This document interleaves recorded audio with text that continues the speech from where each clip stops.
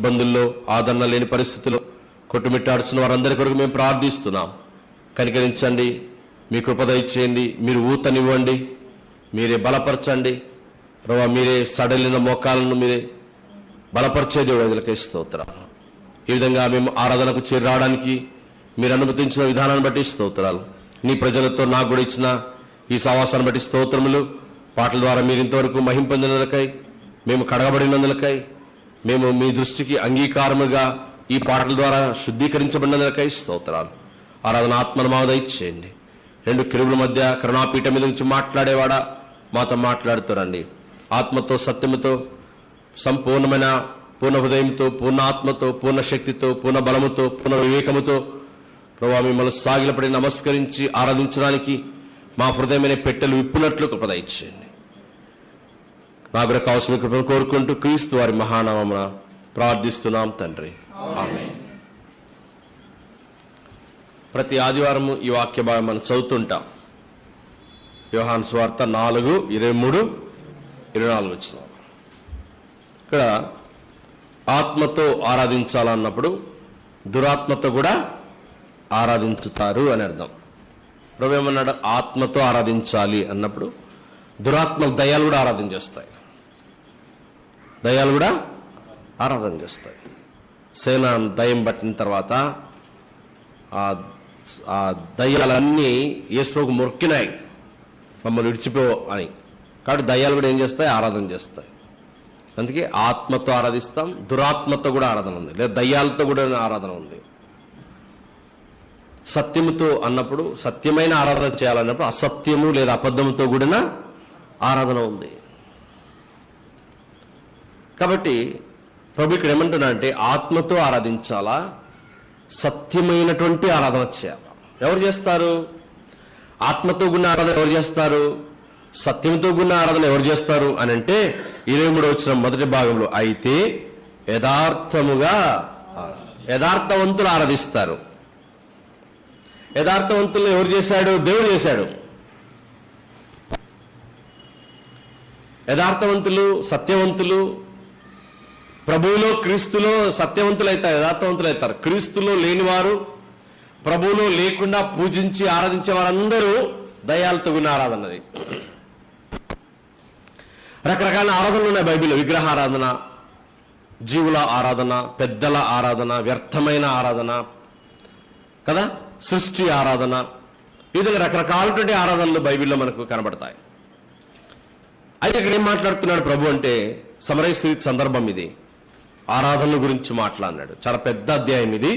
యేసు ప్రభు వారికి సమరయ స్త్రీకి మధ్య చాలా సంభాషణ జరిగింది. ఈ సంభాషణ చాలా తీవ్రంగా జరుగుతూ వచ్చింది వారి మధ్య. ఆమె చాలా మతంలో నుండి, మతానికి సంబంధించింది, ఆమె మతానికి సంబంధించింది.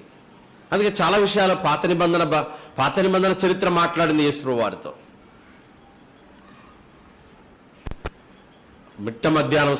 మధ్యాహ్నం పూట బావి దగ్గర కూర్చున్నాడు. సమరయ మార్గమున వెళ్ళవలసి వచ్చెను. యాక్చువల్గా యూదులు సమరయ మార్గాన వెళ్ళరు, అంటరాని వాళ్ళని, దగ్గరికి రానియరు వాళ్ళని.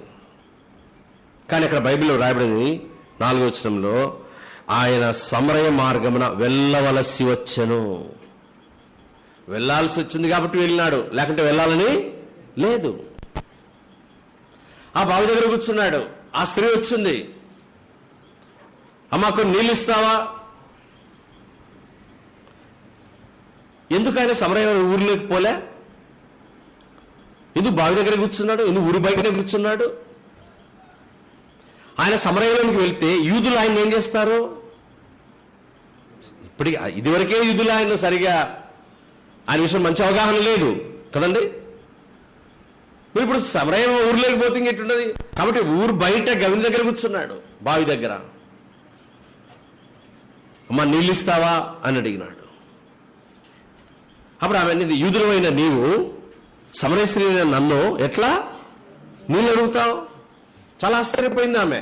మాతో మీరు సాంగత్యం చేయరు కదా, మీరు మమ్మల్ని అంటరాని వారుగా చూస్తారు కదా, మమ్మల్ని దగ్గర రానియరు కదా, మాతో మీకు సంబంధం లేదు కదా, మమ్మల్ని మీ దేవాలయంలో కూడా రానియరు కదా, మీతో ఏ సహవాసం మాకు లేదు కదా, ఎట్లా నువ్వు నీళ్ళు అడుగుతున్నావు? నీ దగ్గర బావి దగ్గర చదువుకోవడానికి తాడు లేదు, బిందె లేదు, ఎట్లా చదువుకుంటావా నీళ్ళు అని ప్రభుత్వం చాలా ఆశ్చర్యపడింది. ఎందుకంటే ఆయన యొక్క ముఖం వచ్చేసి చూస్తే ఆయన యూదుడు. ఈమె తెలుసు నేను సమరయ స్త్రీని అని. కాబట్టి యూదులు సమరయులతో ఎలాంటి పరిస్థితుల్లో సాంగత్యము చేయరు. అసలు యేసు ప్రభు వచ్చింది యూదుల కొరకే, మన కొరకు రాలే ఆయన. అన్ని జాతి వారి కొరకు రాలేదు ఆయన. నశించిపోవు ఇశ్రాయేలు దగ్గరికి నేను వచ్చినాను అన్నాడు. ఒక ఆమె కనాను స్త్రీ వెంటబడి అయ్యా నాకు బిడ్డ చావు బతుకులు ఉంది, కరుణించని కేకలేస్తా ఉంటే శిష్యులు కూడా చెప్పినారు, రికమెండ్ చేసినారు, చూడు ఆమె పరిస్థితి అంటే ఏం మాట్లాడలే ప్రభు. ఇంకా విసిగిస్తా ఉంది ఆమె. అప్పుడు అన్నాడు, నశించిపోవు ఇశ్రాయేలు దగ్గరికి వచ్చానమ్మా, మీ దగ్గరకు రాలేదని అన్నాడు. పిల్లలు తినే రొట్టె ముక్కలు తీసి కుక్క పిల్లలు వేయట యుక్తం కాదు. పిల్లలు ఎవరు? యూదులు. కుక్క పిల్లలు ఎవరు? యూదులు కాని వారంతా కుక్క పిల్లల కింద వాళ్ళు లెక్క కడతారు. అప్పుడు ఆమె ఏమనింది, పిల్లలు తింటా ఉంటే రొట్టె ముక్కలు బల్ల కింద పడతాయి కదా, వాటిని కుక్క పిల్లలు తింటాయి కదా. యేసు యొక్క విశ్వాసాన్ని కదిలించింది ఆమె. ఇశ్రాయేలు ఎవరికి కూడా నేను ఇంత విశ్వాసం ఉన్నట్టు చూడలేదు. పో నీవు అయినట్టే అవుతుంది, పో నీకు అన్నట్టు. నువ్వు ఏమనుకున్నావు అది జరిగిపోతుంది, పో. బిడ్డ స్వస్థత పొందినాడు. ఇక్కడ సమరయ స్త్రీతో మాట్లాడుతూ బావి దగ్గర కూర్చున్నాడు, అలసిపోయి కూర్చున్నాడు. నీళ్లు చేదుకోవడానికి వచ్చింది, నీళ్ళు అడిగినాడు. నీళ్ళు అడిగితే ఆమె నీళ్ళు దగ్గర బావి దగ్గర ఏం లేదు చేదుకోవడానికి. అప్పుడు ప్రభు అన్నాడు, నేనిచ్చు నీళ్లు త్రాగువాడు ఎప్పుడూ దప్పిక. నువ్వు ఇచ్చిన నీళ్ళు తాగితే మళ్ళీ దప్పిక అవుతుంది. అయితే నేనిచ్చు జీవజలం త్రాగువాడు మరెన్నడూ దప్పిక. యాకోబు కంటే గొప్పవాడవా నువ్వు అనింది. మా పితరులందరూ మా తాత ముత్తాతల కాలం నుండి ఈ బావి నీళ్లు తాగినారు, మాకు ఇచ్చిపోయినారు ఈ బావి. ఈ నీళ్ళ కంటే నువ్వు ఇచ్చే నీళ్ళంతా గొప్పవా? ఈ నీళ్ళ కంటే నువ్వు ఇచ్చే నీళ్ళంతా జీవయుక్తమైనవా? పాత నిబంధనల గురించి మాట్లాడింది, ధర్మశాస్త్రాన్ని గురించి మాట్లాడింది, యాకోబుని గురించి మాట్లాడింది. ప్రవక్తవని నువ్వు చూస్తుంటే నువ్వు ప్రవక్తలా కనబడుతున్నావు అనింది. ఇంకొంచెం మాట సందర్భం పోతే మేము మెస్సయా కొరకు ఎదురు చూస్తున్నామనింది.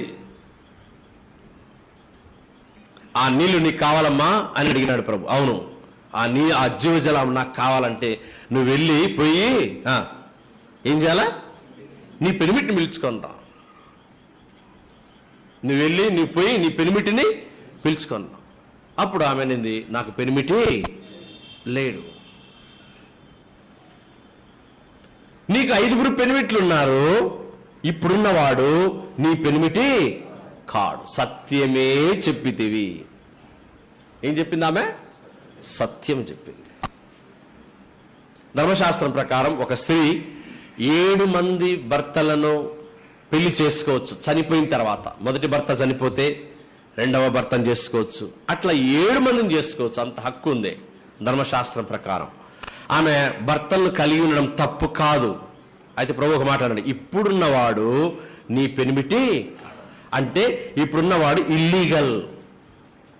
ముందు 5 మంది ఉన్నారు కదా, వాళ్ళు లీగల్. ఇప్పుడున్నవాడు ఇల్లీగల్, అక్రమ సంబంధం.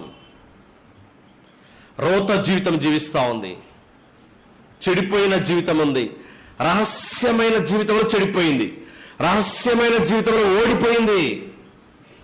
అంతరంగ జీవితం బాగుంది. మేము కూడా పర్వతాన్ని వెళ్ళి ఆరాధిస్తామండి. ప్రభుత్వాన్ని నిందామె. మేము కూడా ఆ పర్వతాన్ని వెళ్ళి ఆరాధిస్తాం. యూదులు సమరయులను దేవాలయంలోకి రానివ్వరు, రాకూడదు. వాళ్ళు ఆవరణంలో కూడా నిలబడకూడదు, వాళ్ళు బయట ఉండాలా. అందును బట్టి ఈ దేవాలయంలోనికి యూదులు అసలు యెరూషలేముకే సమరయులు రారు. దేవాలయం ఎక్కడుంది? యెరూషలేములో ఉంది. వాళ్ళు రానివ్వరు. వచ్చినా ఎక్కడో బయట నిలబడాలా. అందుబట్టి వాళ్ళు ఏం చేస్తారు? యెరూషలేము 7 కొండల మీద కట్టబడింది. 7 కొండల యొక్క సముదాయంతో కట్టబడినటువంటి మహాపట్టణము యెరూషలేం పట్టణం. అందును బట్టి ఆ కొండల్లో అందుకే ఆమె మేము పర్వతానికి వెళ్ళి ఆరాధిస్తామనింది. మీరు చదవని తర్వాత ఇంటికి వెళ్ళిన తర్వాత అధ్యాయం అంతా ఏమనింది ఆమె? మేము పర్వతానికి వెళ్ళి ఆరాధిస్తాం.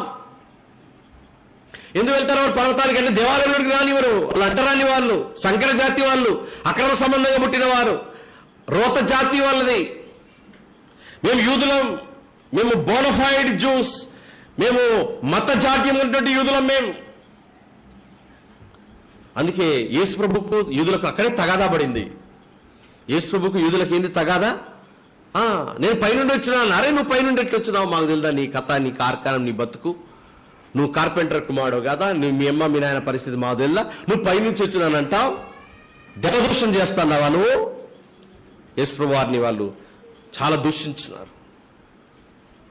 కాబట్టి ఇక్కడ పర్వతానికి వెళ్ళి ఆరాధిస్తున్నామేమన్నది అంటే ఆమె కూడా ఆరాధిస్తా ఉంది. ఎట్లా ఆరాధిస్తుంది? అక్రమ సంబంధంలో ఆరాధిస్తా ఉంది, రోత జీవితంలోనే ఆరాధిస్తా ఉంది, చెడిపోయిన జీవితంలో ఆరాధిస్తా ఉంది, కంపు కొట్టి జీవితంలో ఆరాధిస్తుంది, హృదయం చీకటిలో నిండబడి ఆరాధిస్తుంది, మత ఆరాధన చేస్తుంది, ధర్మశాస్త్ర సంబంధమైన ఆరాధన చేస్తుంది, లోక సంబంధమైనటువంటి పూజ పురస్కారాలు తన యొక్క తృప్తి కొరకు చేస్తుంది. అందుకే ప్రభు ఆమె అంతరంగ జీవితాన్ని బయటికి తీసుకొచ్చాడు. నీకు ఈ నీళ్లు కావాలా, ఈ జోజనం కావాలా? అట్లయితే నువ్వు వెళ్ళి నువ్వు పొయ్యి నీ పెళ్లిపెట్టి పిలుచుకున్నా అంటే ఆమె యొక్క జీవితాన్ని ఆమె ద్వారానే ఒప్పించేటువంటి వాడు కన్విక్టెడ్ జీసస్, ఒప్పించేటువంటి వాడు యేసు. అందుకే అంటాడు కదా, యేసు రక్తం ప్రతి పాపము నుండి మన పాపములను మనం ఒప్పుకొనిన ఎడలా. ఇక మానవునికి దేవునికి ఉండేటువంటి విరోధం ఏంటంటే వీడు ఒప్పుకోడు మానవుడు. దేవుడు ఏమంటాడు? నువ్వు ఒప్పుకో, కప్పుకోవాకు, ఒప్పుకో. కప్పుకుంటే నష్టము. అందుకే మానవుడు ఒప్పుకుంటే వెంటనే క్షమించేవాడు. అన్ని ప్రార్థనల కంటే ఏ ప్రార్థనకు తొందరగా జవాబు వస్తుందో తెలుసా? క్షమాపణ ప్రార్థనకి. యేసు ప్రభువును క్షమించనాడు దొంగ. ఒక్క క్షణం వాడనింది, ప్రభువా పాపిని నన్ను క్షమించు, నీ రాజ్యంలో నన్ను జ్ఞాపకం చేసుకో అన్నాడు. ఇది సుంకరి. ఇంకోడు దేవాలయానికి వెళ్ళింది పరిసయుడు. ఏదో పెద్ద చరిత్ర చెప్పాడు. సుంకరమన్నాడు, దేవా పాపినైనా నన్ను అతనికంటే ఇతడు నీతిమంతుడుగా తీర్చబడినాడు. ఒప్పుకోవాలా. అందుకే ఆమె అంతరంగ జీవితం బయటకు లాగుతున్నాడు. నేరుగా మాట్లాడడంలే ప్రభు, నొప్పించడంలే, మంచి మనస్సుతో ఆమె జీవితాన్ని బయట తీసిస్తున్నాడు. మత ఆరాధన చేస్తా వచ్చింది, ఆపద మొక్కుబలతో ఆరాధన చేస్తా వచ్చింది, జీవితం సరి చేసుకోకుండా ఆరాధిస్తా వచ్చింది. తన హృదయ తృప్తి కొరకు చేసింది, ప్రభు కొరకు చేయలేదు. అది పర్వతానికి వెళ్ళి, అందుకే వాళ్ళు సమరయులు పర్వతానికి వెళ్ళి ఏం చేస్తారంటే వాళ్ళ ప్రార్థన మనవులు ఆ కొండల్లో పెట్టొస్తారు, సూర్యులలో పెట్టొస్తారు. దేవుడు ఆ ప్రార్థనలు ఆలకిస్తారు. వాళ్ళవి కూడా, వాళ్ళ సమరయులు కూడా దేవుని ప్రజలే కదా. దేవుడు ఎవరిని ఏ మానవుని ఎదురుపెట్టాడు. అబ్రహాము కాలంలో హాగరు ఐగుప్తీయురాలు దాసి అరణ్యంలో ఉంటే దేవదూతను పంపినాడు దేవుడు కదా. షారాయి దాసువైన హాగరు, ఎక్కడి నుండి వస్తున్నావు, ఎక్కడికి పోతున్నావు, వదిలిపెట్టేవాడు కాదు. ఇప్పుడు ఈమె కూడా ఆ పర్వతాన్ని వెళ్ళి ఆరాధించి ఆ సూర్యులలో ప్రార్థనలు పెట్టి వస్తారు వాళ్ళు. ఇప్పటికి కూడా ఆడ మోకరించి ప్రార్థన చేస్తారు. పర్వతానికి వెళ్తారు కానీ వాళ్ళు దేవాలయానికి వెళ్ళరు, పరిశుద్ధ స్థలానికి వెళ్ళరు, ఆవరణలోకి వెళ్ళరు, అతి పరిశుద్ధ స్థలానికి వెళ్ళరు. బలిపీఠము బలు అర్పించేది లేదు వాళ్ళకి, అర్చనాచారాలు లేవు, వాగ్దానాలు వారివి కాదు, నిబంధనలు వారివి కావు, కేవలం యూదులమే. రోమాపత్రిక చివరి అధ్యాయంలో మనం చదువుతాం. పౌల పుస్తకాలు అది అంటాడు, యూదులవే అన్ని, వాగ్దానాలని వాళ్ళవే. పిలచితివి ఇశ్రాయేలు సంతతిని వేల కొలది వాగ్దానములతో, పిలచితివి ఇశ్రాయేలు సంతతిని వేల కొలది వాగ్దానములతో. ఈ వాగ్దానాలన్నీ ఎవరి అంటే వాళ్ళవే, మనవి కాదు. మనం వీఆర్ నాట్ ఫిట్, మనకి ఏమాత్రము ఏమీ అర్హత లేదు మనకి. ఇది వాళ్ళు తిని పడేసింది మనకు దొరికింది. పెద్ద కుమారుడు చిన్న కుమారుడి సందర్భం అదే మనకు వృత్తాంతం తెలియజేస్తుంది. పెద్ద కుమారుడు లోపల ఉన్నాడు, చిన్న కుమారుడు బయట ఉన్నాడు. పెద్ద కుమారుని యొక్క వాదన కరెక్ట్గా ఉంది, చిన్న కుమారుని యొక్క వాదన విషయంలో తండ్రి పూటపడతా ఉన్నాడు. పెద్దవాడేమన్నాడు, ఇన్ని ఏళ్ల నుండి నేను నిన్ను సేవిస్తున్నాను, ఎప్పుడు కూడా నీ ఆజ్ఞ నేను మీరలేదే, నా స్నేహితులు తిన్నట్లు ఒక్క మేకపిల్ల కూడా నువ్వు నాకు ఇవ్వకపోయినావు అన్నాడు. వాని వాదన బాగుంది, అవును కదా. నమ్మకంగా వాడు సేవ చేస్తా, ఆయనకు నమ్మకంగా పేరు పోగొట్టకుండా, నష్టం కలిగించకుండా, ఎంతో పొలంలో కష్టపడి తండ్రి యొక్క పని చేస్తా ఉంటే వానికి మేకపిల్ల కూడా ఇయ్యలే. ఈ నీ కుమారుడు, పెద్దోడు మాట్లాడుతా ఉన్నాడు, ఈ నీ కుమారుడు వేశ్యలతో తినివేసిన ఈ నీ కుమారుడు రాగానే వారి కొరకు ఇంత గ్రేటెస్ట్ ఇమ్మెన్సబుల్ ఫీస్ట్, అమోఘమైన బ్రహ్మాండమైన విందు ఉంది లోపల. పెద్దోడు వచ్చినాడు, బయట నిలబడినాడు.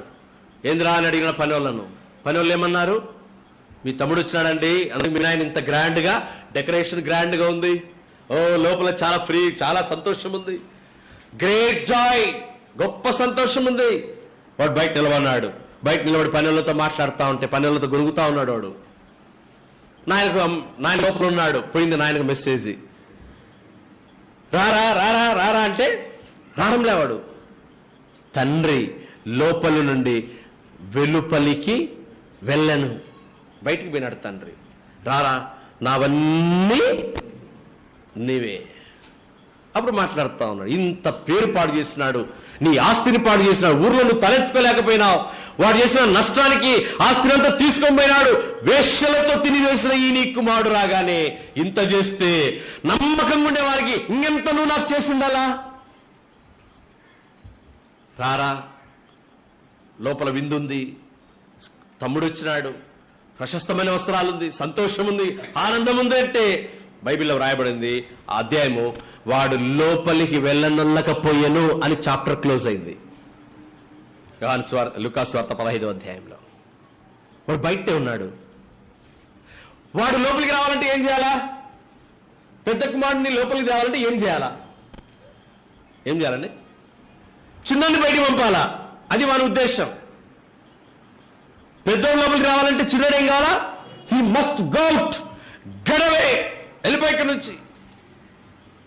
ఇప్పుడు తండ్రి మధ్యలో ఉన్నాడు. తండ్రి ఎట్లున్నాడు ఇప్పుడు? పెద్ద కుమారునికి చిన్న కుమారుని మధ్యలో అనుసంధానకర్తగా ఉన్నాడు. దేవుని కుమారుడు మనుష్య కుమారుడుగా వచ్చాడు. ఈ కుమారుడు మనుషునికి కుమారుడే, ఈ కుమారుడు దేవునికి కుమారుడే. అంటే పర సంబంధమైనటువంటి కుమారుడు భూ సంబంధమైన కుమారుడుగా ట్రాన్స్ఫర్మేషన్, అనుసంధానకర్తగా వచ్చినాడు. వాడు బయటనే ఉన్నాడు. ఈ దినానికి కూడా యూదులంతా బయటనే ఉన్నారు. యేసు ప్రభు యొక్క యేసు ప్రభు యొక్క కృపలోనికి వాళ్ళు రాలేదు, వాళ్ళు రారు కూడా, బయటనే ఉన్నారు. వాళ్ళు బయటనే పెట్టారు దేవుడు. ఎవరు వాళ్ళు? వాగ్దాన పుత్రులు, అర్చనాచారాలు వారివి, బలులు వారివి, నిబంధనలు వారివి, వాగ్దానాలు వారివి. దేవుడు వారు, నిన్ను కాపాడువాడు, కునుకడు, నిద్రపోడు, ఇశ్రాయేలు చరిత్ర అంతటికి యూదులు కారకులు. వాళ్ళని బయట పెట్టినాడు. ఎన్నికలేని వారం, తుచ్చులము, నీచులము, దేనికి పనికినటువంటి వారం, మనం దేనికి పనికిరాం యూదులతో పోల్చుకుంటే. అందుకే కృప ద్వారా పాట బాగున్నారు కదా. ఏం బాగున్నారు మీరు పాట? ఇది లేకపోతే మనకు క్రీస్తుకు సంబంధం లేదు. మోషే ధర్మశాస్త్రాన్ని ఇచ్చినాడు, మోషే ద్వారా ధర్మశాస్త్రం వచ్చింది. యేసుక్రీస్తు ద్వారా ఏమొచ్చింది? కృపా సత్యం వచ్చింది. ఈ సమరయ స్త్రీతో మాట్లాడతా ప్రభువే అన్నాడు, నీ పెనిమిటిని పిలుచుకున్నా. ఆమె నాకు పెనిమిటి లేడంటే ఆమె రహస్య జీవితాన్ని బయట తీసుకొచ్చాడు, అంతరంగ జీవితాన్ని బయట తీసుకొచ్చాడు, రోత బ్రతుకును బయటికి తీసుకొచ్చాడు. ఆమె యొక్క చెడిపోయిన, పడిపోయిన, నశించిపోయిన నరకానికి లేదా చీకటికి, బానిసత్వంలో, సాంఘిక దురాచారాల్లో, సమాజంలో తలెత్తలేని స్థితి. ఆమె ఎందుకు మధ్యాహ్నం పూట వచ్చింది? మధ్యాహ్నం పూట నీళ్ళకి ఎవరు రారు. మధ్యాహ్నం పూట ఎవరు రారు. మధ్యాహ్నం పూట సొసైటీ అంతా నిద్రలోనో, పనిలోనో, ఎక్కడో చోట ఉంటారు. అప్పుడు రహస్యంగా వచ్చింది ఆమె, ఎవ్వరు లేనప్పుడు. ఒకవేళ అందరితో పాటు వచ్చిందనుకో, ఎవరు ఆమెతో మాట్లాడచి పనికి మాలది, మనకు పేరు పోతుంది, దాంతో మాట్లాడితే మన క్లియర్. ఏ స్త్రీ కూడా ఆమెతో మాట్లాడడానికి, సాహసం చేయడానికి ఇష్టపడదు. రోత బ్రతుకులో ఉంది, అక్రమమైన జీవితం జీవిస్తా ఉంది, అన్యాయమైన జీవితము పాడైపోయింది, కంపు కొడతా ఉంది.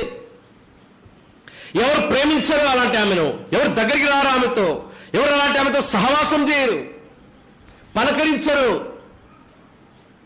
అంత దౌర్భాగ్యకరమైన స్థితిలో ఉంది. అసలు యేసు ప్రభువు మాట్లాడుతూ ఉంటే శిష్యులే ఆశ్చర్యపోయినారు. అరే ఈమె ఎట్టిదో ఈయనకి తెలీదా? ఇంత పనికి మాలది ఎట్లా మాట్లాడుతున్నాడు ఆయన ఆమెతో? మళ్ళీ ఏమన్నాడు? భోజనం తెచ్చినా అంటే నేను తిన్నాను అన్నాడు. ఎవరు పెట్టినారు? ఈమె పెట్టిందే తిన్నాడా? వాళ్ళ మనసులోని మాట ఎరిగి నాకు తెలియని ఆహారం ఉంది అన్నాడు ప్రభు వాళ్ళతో. బావి దగ్గర కూర్చున్నాడు. ఇప్పుడు ఆమెకు దాహం అయితా ఉంది. దాహం తీరాలా?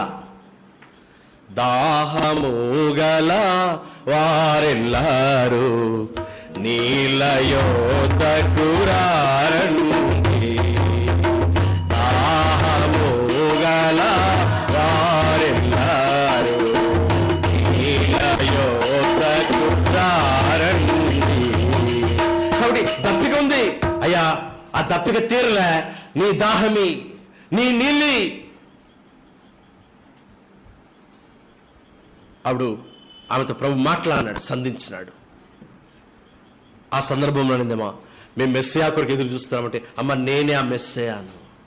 అంటే ఆమెకు ఎంత నిరీక్షణ ఉంది, అంత నిరీక్షణ ఉండి మతంలో ఉండింది, కానీ ఆమె అంతరంగ జీవితం మారలే, ఆమె రహస్య జీవితం మారలే, చెడిపోయిన జీవితంలోనే ఉంది. అనేకసార్లు మన బుద్ధి, మన మనస్సు, మన హృదయము ఏది మారదు. ఆరాధన చేస్తానే ఉంటాం, బల్లో పాలు పొందుతానే ఉంటాం, ఏండ్ల విశ్వాసంగా అది కరడుగా అట్లే కొనసాగుతూ ఉంటాం. ఇప్పుడు ఆమె రహస్య జీవితాన్ని చాలా లోతైన విధానంలో బయటకు లాగుతా ఉన్నాడు ప్రభు. మేము మెస్సయా కొరకు ఎదురు చూస్తున్నామనింది. ఆ మెస్సయాను నేనే అంటే మెస్సయా జీవితం కూడా ఆమెకు తెలుసు. మెస్సయా కొరకు ఎదురు చూస్తుంది. ధర్మశాస్త్ర సంబంధమైన క్రియల్లో ఉంది ఆమె. ధర్మశాస్త్రం ప్రకారం ఆరాధిస్తూ ఉంది ఆమె. ధర్మశాస్త్ర సంబంధమైన పూజలు చేస్తుంది, పునస్కారాలు చేస్తుంది, బలులు అర్పిస్తూ ఉంది, లేక కొండలకు వెళ్ళి ఆరాధన చేస్తూ ఉంది. కృపా సత్యము యేసుక్రీస్తు ద్వారా అనుగ్రహించబడింది. కృప అంటే యేసుప్రభువే, సత్యం అంటే యేసుప్రభువే. అందుకే ప్రభువారం నేనే మార్గము, నేనే సత్యము, నేనే జీవము. అంటే భూలోకం అసత్యముతో అపవిత్రతతో ఉంది, సత్యము వచ్చింది, సత్యం వచ్చింది లోకానికి. సత్యమందు వారిని ప్రతిష్ఠ చేయము, నీ వాక్యమే సత్యము. అందుకే మనం పూజించే దేవుడు సత్యదేవుడు, మాట్లాడే దేవుడు, జవాబిచ్చే దేవుడు, పూజార్హుడు. అందుకే మనం పూజించడానికి వచ్చినాం, ఆయన ఆరాధించడానికి వచ్చినాం, ఆయన మీద సాగిలపడడానికి వచ్చినాం, ఆయన మీద ఉన్న ప్రేమతో మక్కువతో వచ్చాము ఇక్కడికి. ఆమె జీవితాన్ని ప్రభు సంధించినాడు, ఆమె జీవితాన్ని ప్రభు మార్చినాడు, ఆమె జీవితాన్ని బయటికి వెలికి తీస్తున్నాడు. కడగబడింది, శుద్ధీకరించబడింది, పవిత్రపరచబడింది. ఆయని జీవజలము నిత్యమైన తృప్తినిచ్చును, ఆయని జీవజలము నిత్యమైన తృప్తినిచ్చును. నీవు ఆ జలము త్రాగినా ఇంకెన్నాడు తప్పికొనవు, యుగ యుగముల వరకు నీవు ఆ జలము త్రాగినా ఇంకెన్నాడు తప్పికొనవు, యుగ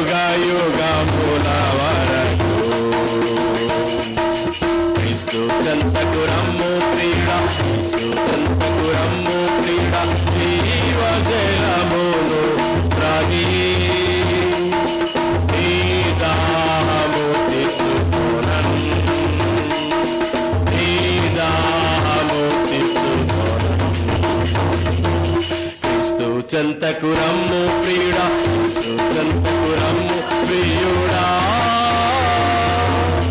ఆయన ఇచ్చే నీళ్లు త్రాగితే ఎప్పుడు కూడా దప్పిగను. అయ్యా, ఇంత దూరం వచ్చి ఆ నీళ్లు చేరుకున్నట్లు ఆ నీళ్లు నాకి నా దాహం తీరలే.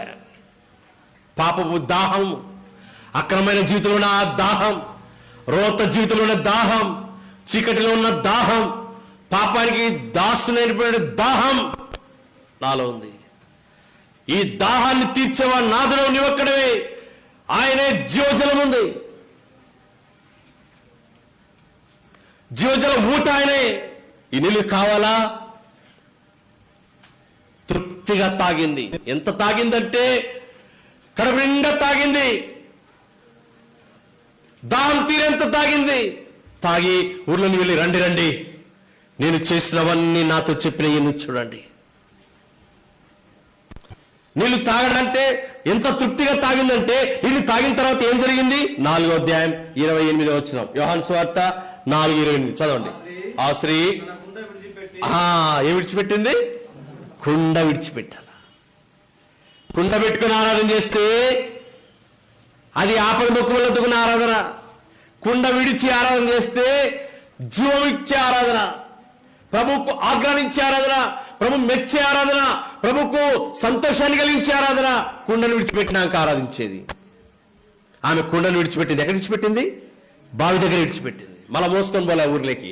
కుండ పాపానికి గుర్తు, పాత జీవితానికి గుర్తు, ప్రాచీన స్వభావానికి గుర్తు, మత జీవితానికి గుర్తు, మత ఆచార పద్ధతులకు గుర్తు. పాతది కుండ విడిచిపెట్టింది. ఊర్లోకి రండి, నేను చేసినవన్నీ. ఎంత టైం తీసుకున్నాడు ఆమె చేసినట్టు చెప్పడానికి? ఒక్కొక్కటి ప్రభు చెప్తా ఉంటే ఏం మాట్లాడుతుంది ఆమె? ఏం జవాబిస్తుంది? అన్ని చెప్పినాడు. రండి, నేను చేసినవన్నీ చెప్పినాడు. వచ్చి చూడండి, ఈయన క్రీస్తు కాడా. ముందేమనింది తెలుసా? యేసు ప్రభును నీవు అనింది. ఏమని సంబోధించింది యేసు ప్రభును ఆమె? నీవు. సింగులర్ వర్డ్ ఉపయోగించింది. నీవు గొప్పవాడవా అనింది. తర్వాత ఆమెకు ఆ ఎరుగుదల తీసుకొని వచ్చినాడు ప్రభు. ప్రవక్త అంటున్నాను, యాకోబు కంటే గొప్పవాడవా, మా పితరులందరికంటే గొప్పవాడవా, మేము మెస్సియా కొరకు చూస్తున్నాం. ఇప్పుడు చివరికి అనేది ఈయన క్రీస్తు కాడా. ఏమనింది ఆమె? ఈయన క్రీస్తు కాడా. రండి, ఊర్లో వాళ్ళందరూ పిలుచుకొని వచ్చింది. చూడండి వాళ్ళేమన్నారు తెలుసా? వాళ్ళేమన్నారు? రండి, అదే అధ్యాయం 4వ అధ్యాయం 39. నేను చేసినవన్నీ నాతో చెప్పిన సాక్ష్యం ఇచ్చిన స్త్రీ యొక్క మాటను బట్టి ఆ ఊళ్ళోని సమరయులను అనేకులు ఆయన ఎందు. చూడండి, ఊర్లోనికి వెళ్ళాల ఆయన. ఊర్లోనికి వెళ్ళాల. ఈమె పోయింది ఊర్లోనికి. రండి, నా బతుకంతా చెప్పినాడు, నా జీవితం అంతా చెప్పినాడు, నా రోత బ్రతుకంతా చెప్పినాడు. రండి, ఈయన క్రీస్తు కాడా అంటే నమ్మి వచ్చినారు. ఆమె మాట మీద నమ్మకంతో వచ్చినారు. ఊరు వాడంతో వచ్చింది. వాళ్ళేమన్నారు తెలుసా? ఇంకేమన్నారు తెలుసా? మా మట్టుకు మేము 41 ఆయన మాటలు విన్నందున ఇంకా అనేకులు నమ్మి ఆ స్త్రీని చూచి, ఇక మీద నువ్వు చెప్పిన మాటను బట్టి కాక మా మట్టుకు మేము విని ఈయన నిజముగా సేవియర్ ఆఫ్ ది వరల్డ్, లోకరక్షకుడు. ఎవరు చెప్పినారు ఈ మాట? సమరయులు గ్రామస్తులు చెప్పినారు. ఏమని? ఈయన నిజముగా లోకరక్షకుడు. సమరయ స్త్రీ ఏమింది? ఈయన క్రీస్తు కాడా. ఎంత బయలుపరపు, ఎంత ప్రత్యక్షత వచ్చింది ఆమెకి. ఎప్పుడో తెలుసా? ఆమె చీకటి జీవితం పోయినప్పుడు, పాప జీవితం పోయినప్పుడు. సమరయ స్త్రీ కొరకు యేసు సిలువ వేయబడలే. అయితే నీ కొరకు నా కొరకు ఆయన సిలువ వేయబడినాడు. మన కొరకు ఆయన సిలువ వేయబడినాడు. ఆమె పాపముల కొరకు ఆయన ప్రాణం పెట్టలే. మన పాపముల కొరకు ఆయన ఏం చేశాడు? ప్రాణం పెట్టాం. ప్రాణం మీదకి ఎక్కినాడు, శిలువలో వేలాడినాడు, రక్తమంతా కార్చినాడు. దాహం ధారగా రక్తం కారింది. మన పాపముల కొరకు రక్తాన్ని కార్చినాడు. ఆమె పాపములను ఒప్పించినాడు, మన పాపములను కడిగినాడు. ఆమె పాపములకు గుర్తు చేశాడు, మన పాపములను ఎక్కడో జ్ఞాపకం చేసుకొని అన్నాడు. ఆమె పాపములను ఎత్తి చూపించినాడు. ధర్మశాస్త్రం ప్రకారం కృప ద్వారా నీ పాపములు నాకు తెలియదు. సముద్రం యొక్క అగాధంలో మన పాపములు ఏం చేసినాడు? పడవేసినాడు. ఆయన వీపు వెనకేసుకున్నాడు పాపములు, మన పాపములు కనబడతాయి వీపు. ఆమె పాపములు ఒప్పించినాడు, ఆమె పాపం చూపించినాడు. నేను ఆ పాపము చూపించలేదు, నేను ఆ పాపములన్నిటి కొరకు శిలువలో చిత్రవధ చేయబడినాడు. ఆమె పాపముల కొరకు ఊరికే మాటల ద్వారా క్షమించినాడు. మన పాపల కొరకు క్రియల ద్వారా ఆయన క్రియ చేస్తున్నాడు. ఏం క్రియ? సంపూర్ణమైన క్రియ, బలియాగము. ఎవరు చేయని కార్యము. పరమందు, భూమి యందు, భూమి కింద యందు, ఈ ఏ లోకంలో కూడా చేయని కార్యం ఆయన చేశాడు, బలియాగం. ఆ బలియాగం ద్వారా సమస్త మానవాళికి పాప పరిహారం కొరకు ఉదయకాలంలో నరకం నుండి తప్పించినాడు, మతారాధన నుండి తప్పించినాడు, కులం నుండి తప్పించినాడు, గోత్రం నుండి తప్పించినాడు, ధర్మశాస్త్రం నుండి తప్పించినాడు. ఉదయకాలం ప్రభుని ఆరాధించాలి. వాగ్దానాలు వారివి, నిబంధనలు వారివి, వారిని బయట పెట్టినాడు. మనను తన సొంత హక్కును చేర్చుకున్నాడు. ఎంత ప్రియమైన వారమైనా ఉంటే రేపు పరలోక రాజ్యం అంతా మనదే, డామినేషన్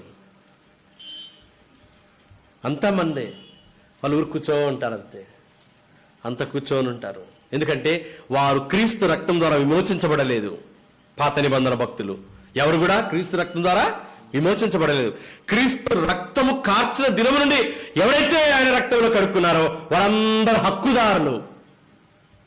అందుకే అన్నాడు, తేజోవాసుల పరిశుద్ధుల యొక్క స్వాస్థ్యం మనల్ని ఏం చేశాడు?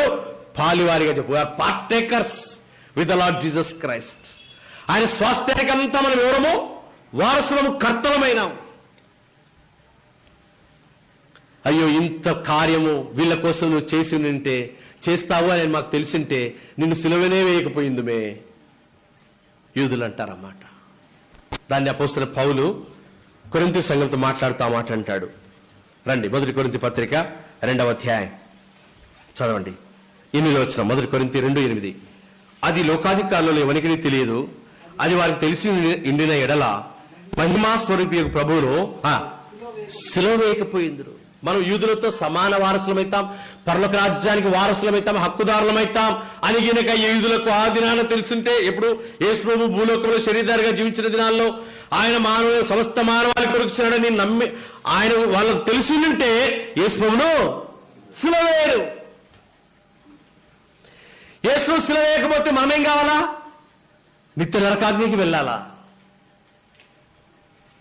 ఆయన ధర్మశాస్త్ర ప్రకారం తీర్పు తీర్చబడి ఉంటే ధర్మశాస్త్ర సంబంధమైన తీర్పు ద్వారా ఎవరికి కూడా నిత్యరాజ్యం లేదు. అందుకే పిలాతు అన్నాడు కదా, మీ ధర్మశాస్త్ర ప్రకారం శిక్ష విధించండి అన్నాడు. ధర్మశాస్త్రం ప్రకారం ఎట్లా శిక్ష విధించాలా? ఒక వ్యక్తి రాజును దూషించిన, దేవుని దూషించిన రాళ్లతో కొట్టాలని ధర్మశాస్త్రం చెప్తుంది. అందుకే కదా నాబోతును ఆమె ఎవరు, యెజబెల్ ఏం చేసింది? రాళ్లతో కొట్టించింది, ధర్మశాస్త్రం ప్రకారం కొట్టించింది ఆమె. యేసు ధర్మశాస్త్రం ప్రకారం ఇంకా రాళ్లతో కొట్టబడితే రక్తం చిందించకుండా పాపక్షమాపణ లేదు.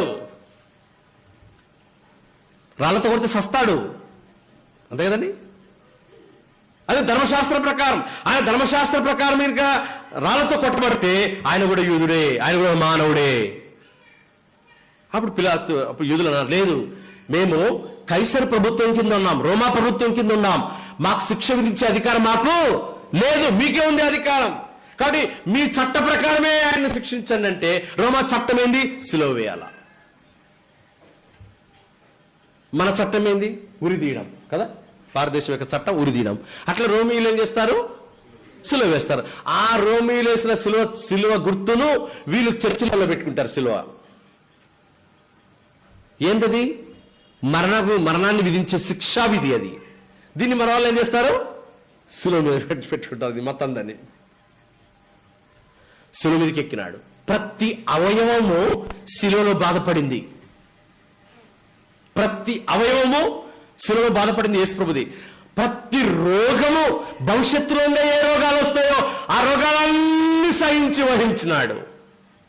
క్రీస్తుకు పూర్వం 700 సంవత్సరాల క్రితం యెషయా భక్తుడు అన్నాడు ఆ మాట, మన రోగములన్నీ సహించను వహించను. ధర్మశాస్త్ర ప్రకారం ఆమెను నీతిగా తీర్చినాడు. కృప ద్వారా రక్తము గార్చినాడు. మన పాపములన్నీ కడిగినాడు, శుద్ధీకరించినాడు. ఎందుకు ఆరాధన చేయాలంటే నిత్య శిక్ష నుండి, నిత్య నరకము నుండి నిత్య జీవంలోని తీసుకుని వెళ్ళినాం. అందువల్ల ప్రభుని ఆరాధించాలి. ఏదో గొడ్డు పోయింటే దొరికింది, పిల్లోనికి చదువు వచ్చింది, పాస్ అయినాడు, లేదంటే సర్టిఫికేట్ వచ్చింది, ఉద్యోగం వచ్చింది, దానికి ఆరాధన కాదు. అది కృతజ్ఞతాస్తు, అది థ్యాంక్స్. నా కొడుకు ఉద్యోగం ఇచ్చినావు ప్రభా, నీకు థ్యాంక్స్. నా కూతురు పెళ్ళైంది ప్రభా, నీకు థ్యాంక్స్. వర్షిప్ అట్లా కాదు, ఆఫరింగ్ సమర్పించాలా. ఏం సమర్పిస్తావు? ఏముందని సమర్పించాలా కదా. కాబట్టి ఆయన ఇచ్చిన రక్షణ నిత్య నరకం నుండి తప్పించినాడు. దానికి మనం ప్రభుని ఆరాధించాం. సమరయ స్త్రీ కొరకు ప్రాణం పెట్టలే, నీ కొరకు నా కొరకు ప్రాణం పెట్టినాడు. సమరయ స్త్రీ కొరకు సిలువ వేయబడలే, నీ కొరకు నాకు సిలువ వేయబడినాడు. సమస్త మానవాళి కొరకు రక్తం చిందించి. ఈ దృక్పథంతో నిజమైన ఆరాధన, సత్యమైన ఆరాధన, యథార్థమైన ఆరాధన, ఆత్మతో ఉన్న ఆరాధన, ఆయన జిహ్వాఫలము హృదయపూర్వకంగా మనము సమర్పిస్తాం. రండి.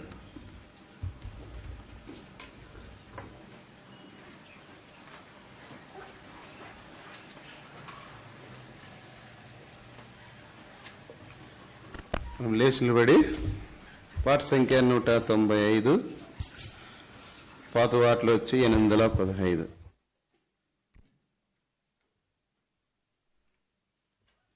మొదటి 2 చరణాలు వాడతాం. ఆ సమయంలో సండే స్కూల్ పిల్లలు సండే స్కూల్కి వెళ్తారు.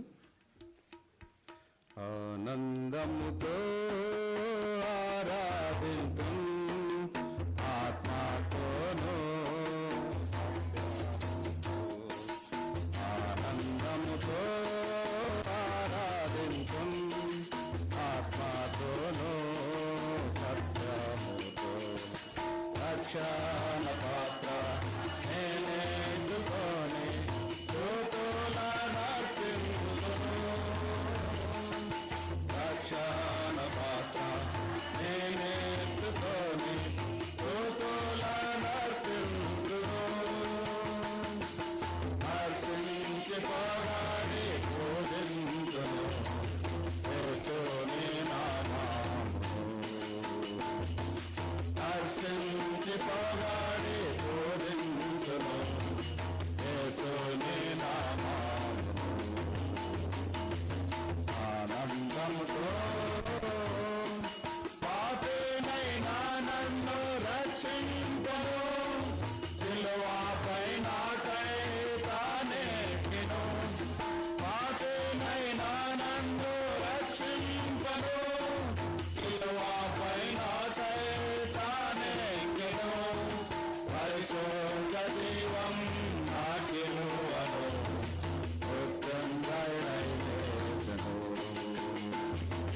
పరిశుద్ధ జీవం నాకివ్వను.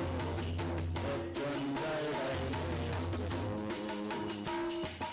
రక్షణ పాత్ర నేనెందుకొని స్తుతుల నర్తింతును. రక్షణ పాత్ర నేనెందుకొని స్తుతుల నర్తింతును. హర్షించి పొగడి పూజింతును యేసుని నామమును. హర్షించి పొగడి పూజింతును యేసుని నామమును. ఆనందముతో అరుణాపుటులాలు నేనుండగా నరరూపి అయిన కడకే తెంచెను. అరుణాపుటులాలు నేనుండగా నరరూపి అయిన కడకే తెంచెను. పరలోక జీవం నాకివ్వను. మరణపు ముళ్ళువేయును. పరలోక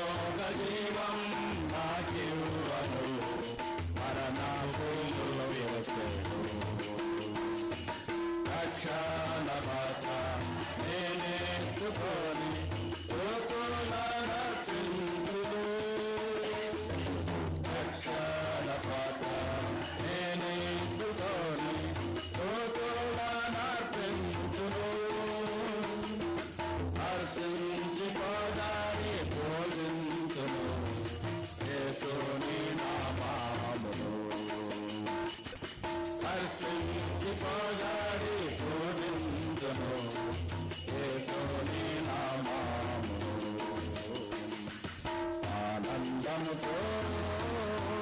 కూర్చోండి. మొదటిగా సండే స్కూల్ టీచర్ ఆది కాండం నుండి ప్రకటన గ్రంథం వరకు తిప్పారండి మీరు.